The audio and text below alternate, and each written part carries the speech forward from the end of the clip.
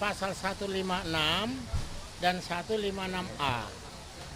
Terkait dengan pasal 156 KUHP, saya jelaskan, itu hanya berbicara tentang golongan, tidak berbicara tentang agama.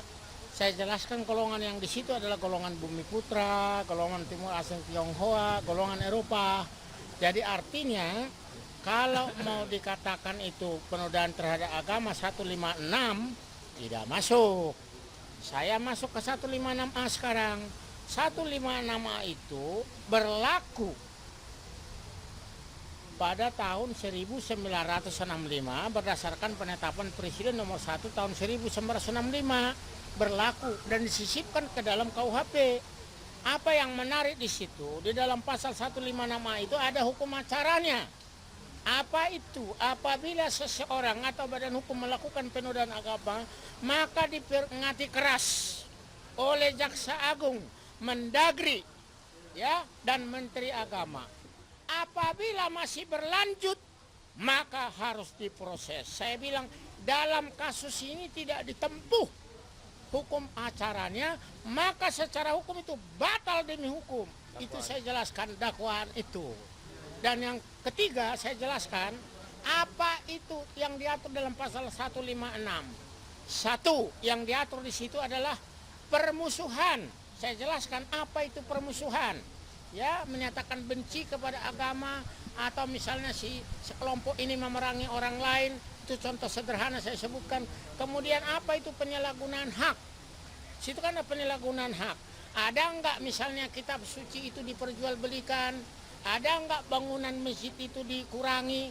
Jika tidak, tidak bisa. Dan yang terakhir penodaan. Penodaan itu apa? Misalnya mengatakan atau meludahi, merobek, menginjak-injak, membakar, itu penodaan.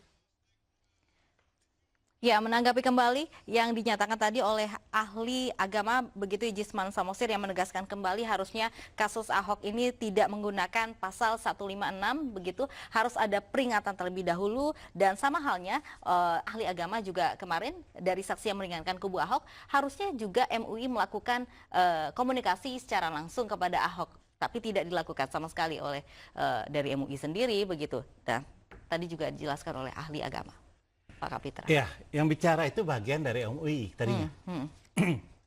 Ahli agama yang tadi. Ya, harusnya dia mengerti sistem hukum Islam dan sistem hukum nasional. Kalau sistem hukum nasional yang dipakai, maka Majelis Ulama hanya mengeluarkan pendapat keagamaan atau fatwa. Dan fatwa inilah menjadi petunjuk diduga telah terjadi perbuatan pidana. Dan inilah untuk melakukan penyelidikan, dasar sebuah penyelidikan. Nah, kalau kita lihat pasal 156 itu harus dibaca isinya. Jangan dianalisa sesuka-sukanya. Dipidana dengan pidana penjara 5 tahun, selama-lamanya 5 tahun. Barang siapa orangnya, Basuki Cahayapurnama, ya, dibuka umum di Kepulauan Seribu, tempat yang public area, bisa diakses banyak orang. Mengeluarkan perasaan atau melakukan perbuatan yang pada pokoknya bersifat permusuhan. Ini permusuhan terhadap apa? Terhadap Al-Maidah. Atau penodaan terhadap suatu agama yang dianut oleh Indonesia, oleh masyarakat Indonesia. Ini jelas pasalnya. Artinya apa? Bahwa dipakai Al-Maidah, dibohong pakai Al-Maidah. Siapa yang membohongi? Karena Al-Maidah ini diturunkan oleh Allah kepada Rasulullah, Rasulullah kepada sahabat, sahabat kepada tabi'in, tabi'in ke tabi'in, kan ke masyarakat.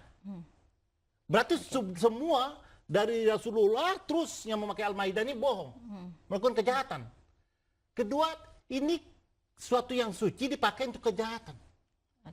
Ya, dibohongi artinya apa? Distraktif. Dibohongi artinya apa? Merendahkan. Kata bohong itu adalah perbuatan jahat.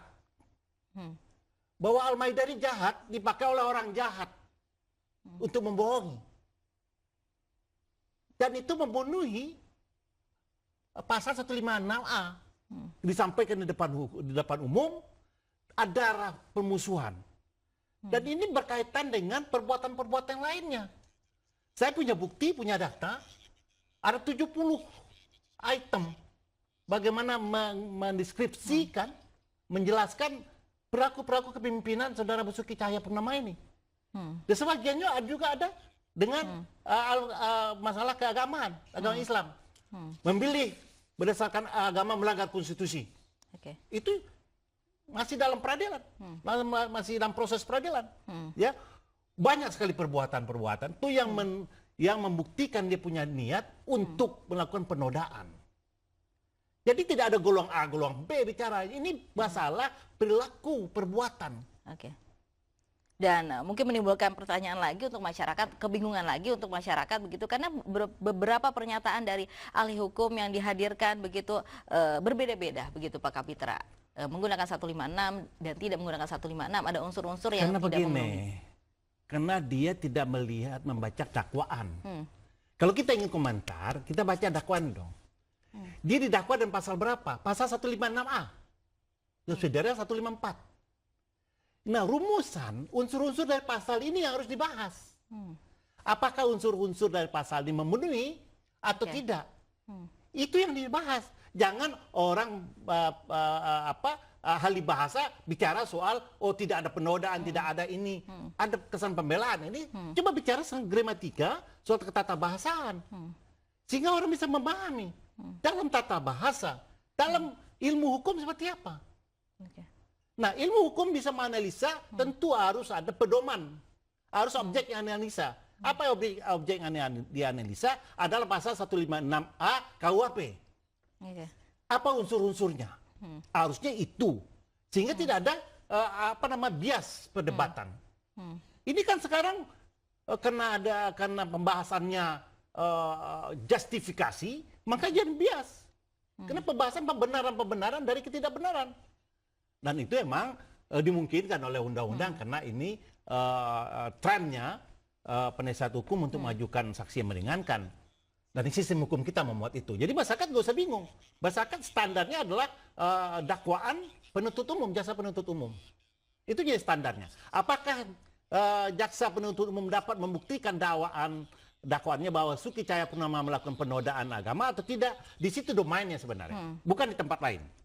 Baik, beberapa kesaksian daripada para ahli ini yang dihadirkan oleh kubu Ahok ini juga sudah dibantahkan pada putusan sela yang sudah terlaksana pada pekan-pekan kemarin begitu. Apakah ini merupakan momen yang untuk mengulangi lagi begitu para pernyataan yang memang salah begitu Pak?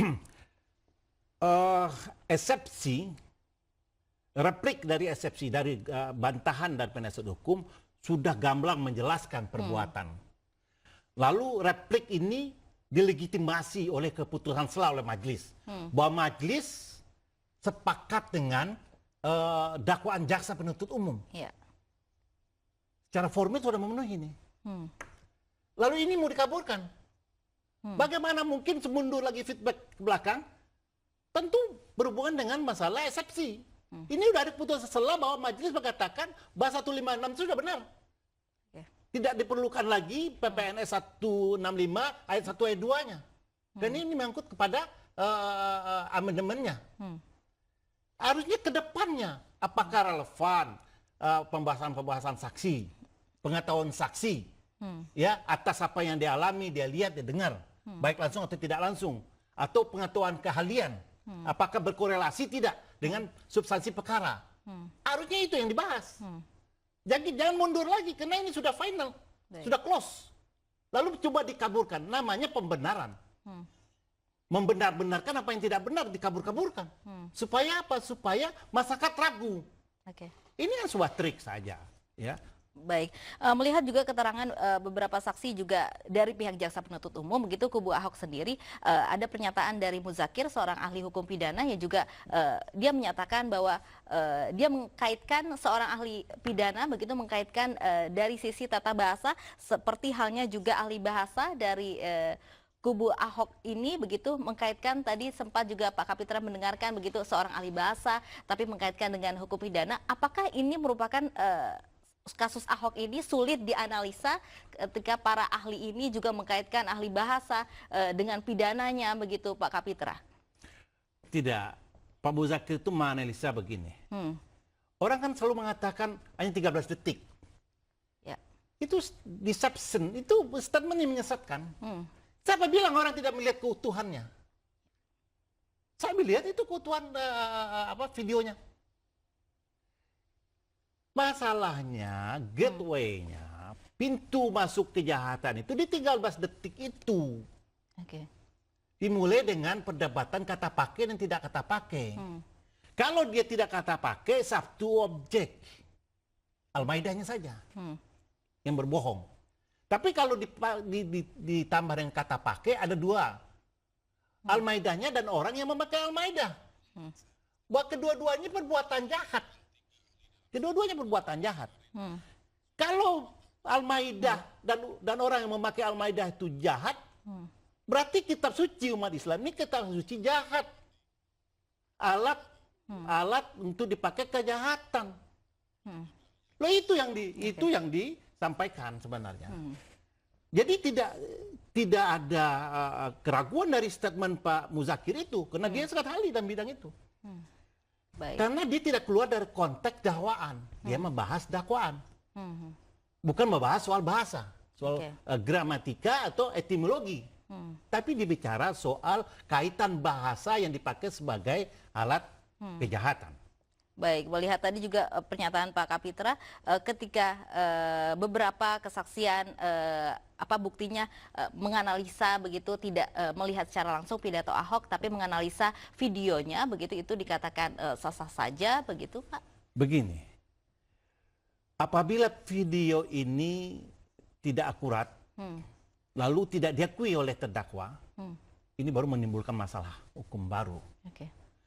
Video ini dibawa ke laboratorium forensik, dibedah. Dia bisa menjadi alat bukti. Dia bisa merupakan keterangan ahli. Masuk kategori itu sebagai alat bukti. Memenuhi kriteria yang diamanatkan oleh KUHAP. Kedua, bahwa Ahok sendiri mengakui pernyataan yang 13 detik itu. Kalau Ahok tidak mengakui, itu masalah. Baik, dan itu masalahnya. Dan ada pengakuan atas perbuatan. Bagaimana menilai ini tidak akurat? Kalau saya majelis sudah saya hukum.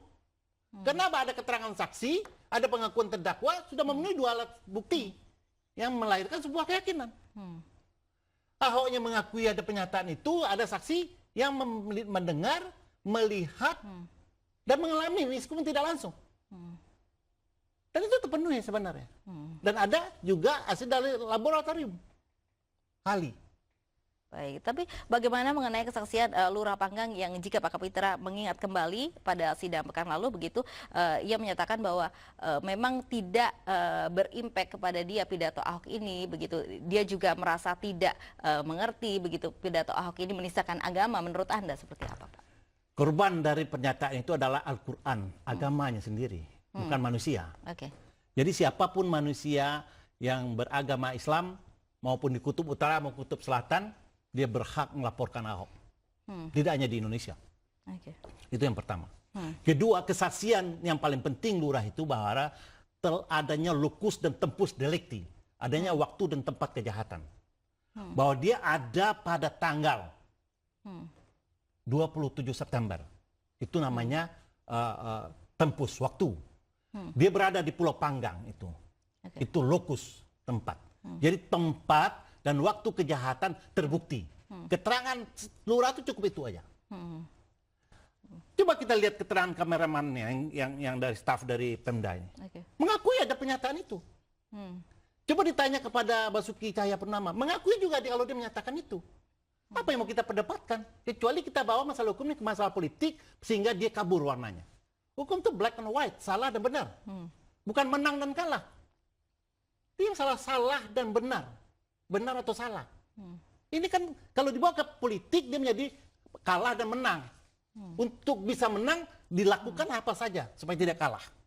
Ini keliru. Baik, tapi Anda melihat tidak celah di mana mungkin dari kuasa hukum Ahok ini bisa membatalkan begitu para kesaksian dari jaksa penuntut umum begitu, dan optimis bahwa Ahok ini bisa bebas? Pertama gini, penasihat hukum itu kan orang yang menerima kuasa. Dia harus bekerja sebaik-baiknya. Terhadap pekerjaan itu dia tidak punya risiko material. Tetapi undang-undang advokat itu dia harus melaksanakan profesinya harus seperti itu. Jadi nggak boleh kita salahkan mereka. Ya. Kalau dia optimis, ya semua orang harus optimis. Tapi kebenaran tidak ada pada rasa. Kebenaran itu kalau di pengadilan ada pada putusan.